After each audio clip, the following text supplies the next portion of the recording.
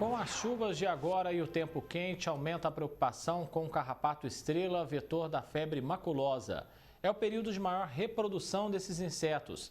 Eles são carregados pelas capivaras que vivem em grupos em várias regiões de Ribeirão, inclusive em parques. O que vimos nos últimos dias, após uma chuva forte, acendeu o alerta para a febre maculosa. O aparecimento de várias capivaras, depois do Ribeirão Preto transbordar na Via Norte, chamou a atenção.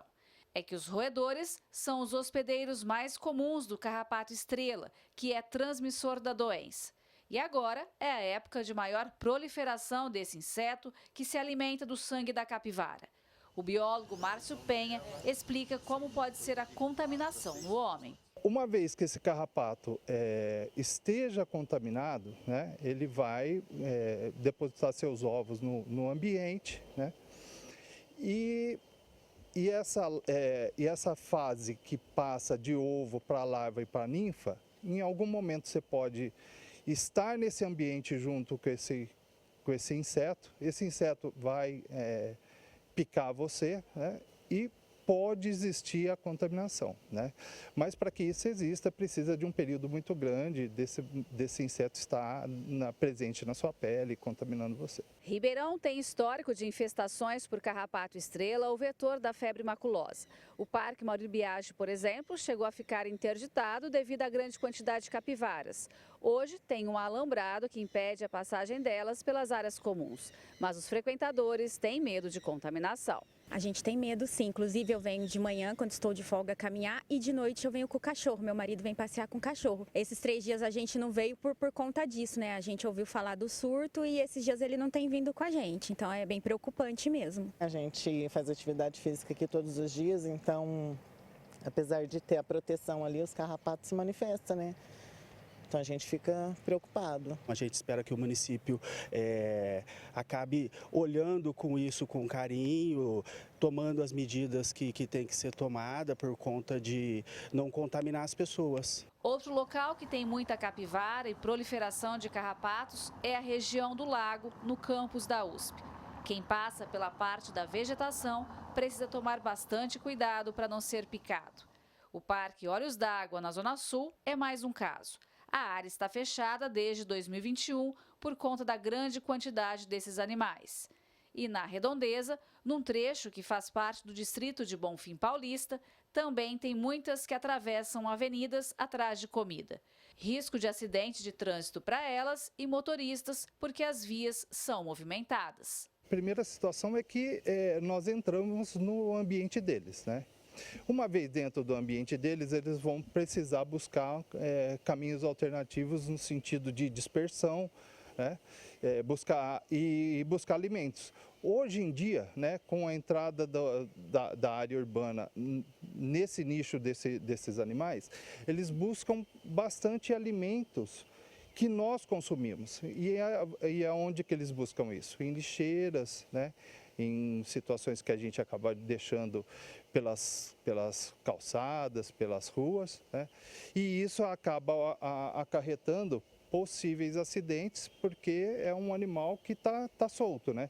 Nas limitações ali dos ribeirões, nas limitações de córregos, não existe nenhuma limitação, nenhuma situação que os mantenha na área deles, como uma tela, né, uma forma de proteger. Com tantas capivaras soltas, este ano Ribeirão chegou a ter 5 casos notificados com suspeita de febre maculosa, mas foram todos descartados.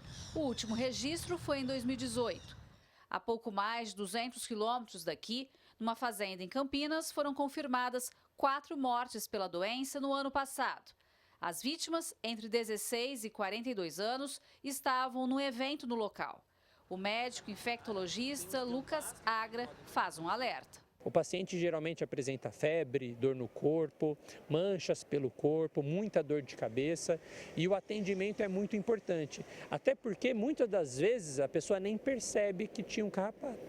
No local que esse carrapato ficou picando, às vezes formam um círculo vermelho em volta de onde ele sugou e transmitiu a bactéria.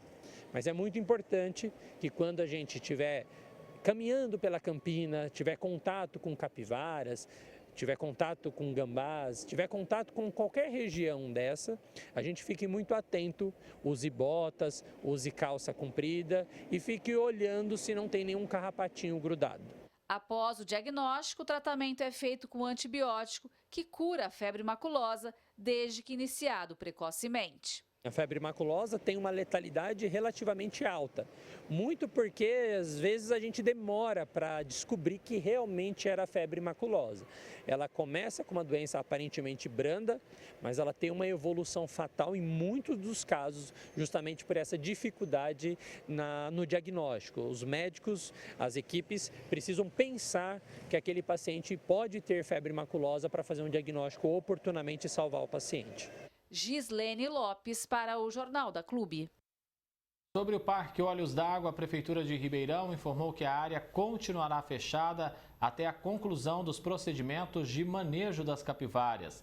Disse que esse processo envolve a Secretaria Estadual do Meio Ambiente, Infraestrutura e Logística e que até o momento não há uma previsão para a reabertura.